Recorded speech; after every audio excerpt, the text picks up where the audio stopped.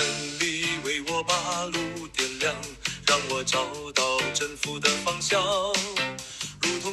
耶穌又喺海邊上開始施教，有一大班嘅群眾聚集喺佢嘅跟前，佢只好上咗一隻船喺海上面坐住，所有嘅群眾都喺海邊嘅地上。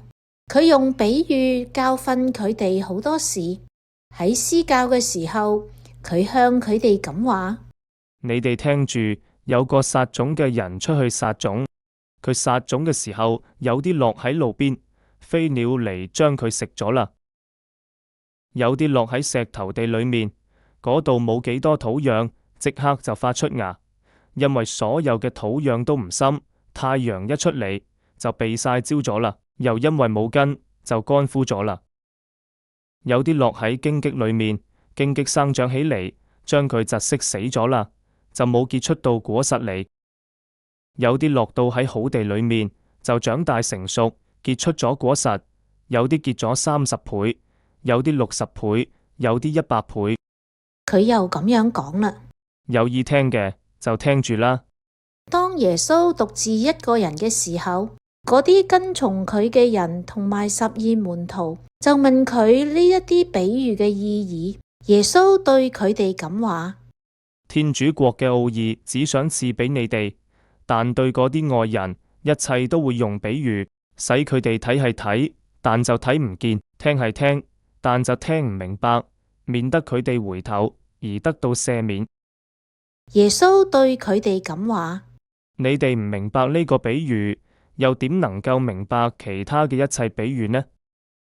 嗰個撒種嘅人所撒嘅係所講嘅話，嗰啲撒喺路旁嘅話係指人聽咗之後，撒旦立即嚟到，將撒喺佢哋心裏面嘅話搶走咗啦。同樣，嗰啲撒喺石頭地裏面嘅，係指人聽咗呢啲話之後，立刻欣然接受，但係佢哋心裏面冇根，唔能夠持久，及至為咗呢啲話發生艱難或者迫害，立刻就跌倒啦。仲有嗰啲撒喺荊棘裏面嘅，係指人聽咗呢啲話之後，世俗嘅焦慮、財富嘅迷惑以及其他嘅貪慾入嚟，將話蒙住咗，結唔出果實。嗰啲撒喺好地裏邊嘅，係指人聽咗呢啲話就接受咗，並且結出咗果實，有啲結30倍，有啲結60倍，有啲結100倍。耶穌又向佢哋咁話：人攞起燈嚟，豈能為放在斗底或床下嗎？唔係為放喺燈台上嗎？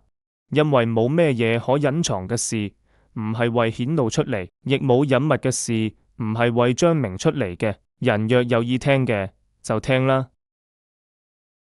耶穌又向佢哋咁講啦：要留心你哋所聽嘅，你哋用咩尺嚟量度人，亦要用咩尺嚟量度你哋，而且要多加俾你哋。因為凡有嘅，仲要俾佢；凡係冇嘅，就連佢所有嘅，亦都要從佢度攞走。佢又咁樣講啦：天主嘅國就好比一個人將種子撒喺地裏面，佢夜晚或日間，或瞓覺或起身，嗰啲種子發芽生長。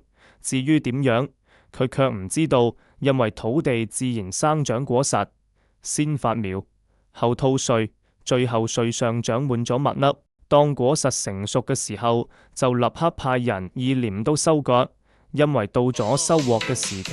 這是我堅定的信仰，如同堅實的城牆，守護我的心，成長不再流浪。聖經註釋：聽天主聖言而結果實嘅人，須有善良、誠實、忍耐嘅德行。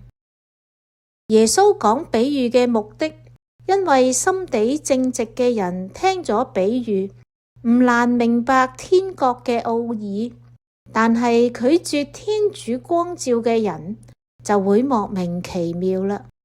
人若果善用聖寵，所領受嘅聖寵亦都會越多；人若果輕忽聖寵嘅話，就會連佢已經有嘅都要喪失啦。